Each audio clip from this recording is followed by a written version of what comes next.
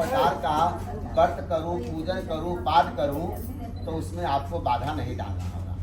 तीर्थ व्रतो यज्ञ दानम, किसी प्रकार का मैं यज्ञ करूं तो उसमें बाधा नहीं डालना होगा, बल्कि उस तीर्थ व्रत करने में जो वस्तु की आवश्यकताएं पड़ेगी आपको ही संग्रह करके देना होगा। तो मैं आपकी जो है कि वामांगनी कहलाऊंगी। कन्या पहले वचन देता है। कन्या दूसरे वचन में कहती है कुटुंब रक्षा भरणस्सा पशुपालन परगतस्सा वामांग माया मिता तुदीयम जगाते कन्या वचनम कुमारी।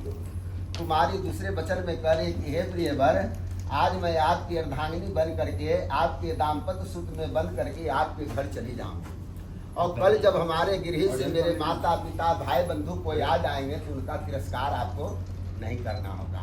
अतिथि देवो भवा, अतिथि देव समान होते हैं, इसलिए उनका देव समान मान सम्मान बनाए रखना होगा। कुटुंब रक्षा वर्णसा और पशुपालन पर, और किसी प्रकार की पशु का पालन करना हो, गाय हो, दुनिया जहान हो। आजकल तो लोग गाय बस बहुत कम खरीदते हैं, लेकिन डॉगी ज़्यादा खरीद लेते हैं। तो ये सब कोई जीव जंतु का खरीद बिक्री करना होगा तो एक बार हमसे राय जरूर लेना होगा।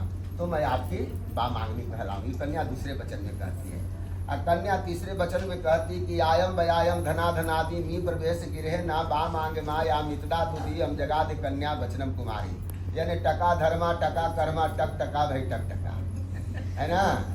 कन्या कह रही है कि कल तक आप कुमारे थे, कल तक मैं कुमारी थी, कल तक क्या कमाया क्या खर्च किया इसकी कोई गणना नहीं है। लेकिन आज से हम दोनों दाम्पत्य सूत्र में बंद करके पति और पत्नी बन गए हैं। हम लोगों को एक नए सिरे से नए सृष्टि का निर्माण करना है, इसलिए जो आया होगा हमको बताना होगा, और जो खर्च होगी उसमें आपको कम से कम एक आध बार हमसे राय जरूर लेना होगा। तो मैं आपकी वामांगनी कहलाऊंगी। ये कन्या तीसरे वचन में कह रही है। कन्या चौथे वचन में कह रही है कि देव आले राम तराग कूपंग बाग बगैचा यद भाव पूछतम वामांग माया मिता तुदीयम जगाद कन्या वचनम कुमारी। कुमारी चौथे वचन में कहती कि हे प्रियवर, आज से हम दोनों गृहस्थ आश्रम में प्रवेश कर गए हैं और पति पत्नी के बंधन में बन गए हैं। लक्ष्मी और नारायण का एक स्वरूप धारण किया है।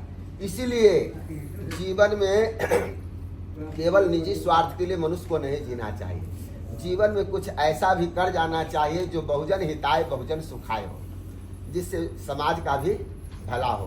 तो क्या कहती कन्या की देव आले रामा तराग कूपंग बाग बगैचा यद भापूस्तम। तो देवता जी का मंदिर बनवाना हो, कुआं खुदवाना हो, बाग बागीचा लगवाना हो, बड़ा सा तालाब बनवाना हो, तो आप अपने साथ हमको ले करके यह उत्तम कार्य को करें।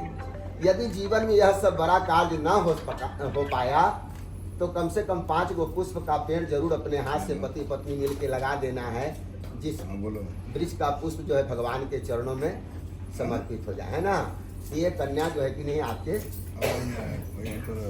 5वें वचन में कहती है। अब कन्या जो है कि 6ठे वचन में कहती है कि देशांतरे वा सपुरांतरे वा भवो भवानी कामनीति वामांग माया मितदा तुदीयम जगाद कन्या वचनम कुमारी। कुमारी इस वचन में कह रही है कि हे प्रियवर, आज से मैं आपकी पत्नी बन गई हूँ, इसलिए आप अपने देश में रहिए या कहीं विदेश में जाके रहिए, वाणिज्य कीजिए, व्यापार कीजिए, नौकरी कीजिए या कोई छोटा मोटा व्यवसाय कीजिए। आप यानी जिस हाल में रहिए, जौन सा कार्य कीजिए, जहाँ भी रहिए, तो सदैव अपने साथ ही हमको रखिएगा, तो मैं आपकी अर्धांगिनी कहलाऊंगी। यानी जहाँ भी रहना है तो साथ में रखना है। ये कन्या 6ठे वचन में कहती है। और कन्या का सबसे अंतिम 7वां वचन बहुत कठोर वचन है। कन्या कहती है कि ना सेवनीय परिजाय कीजिए भवो भवानी काम नीति और वामांग माया मितदा तुदीयम जगाद कन्या वचनम कुमारी। कुमारी ये 7वें वचन में कह रही है कि हे प्रियवर, आज आपने देवी देवता गुरु ब्राह्मण माता पिता पंच समाज सबको साक्षी मान के अपना पत्नी हमको स्वीकार किया है, इसलिए आज के बाद वासना को भरने वाली पराई स्त्री पर बुरी दृष्टि से नजर न डालें। ऐसा करने से अपने कुल और वंश का नाश होता है। इसलिए आपको जिस भाव जिस दृष्टि से देखना हो, केवल आप हमको ही देखेंगे तो मैं आपकी अर्धांगिनी कहलाऊंगी। ये कन्या 7वें वचन में कह रही है। 7वां वचन स्वीकार तू सुनी बेटा, सुन गई।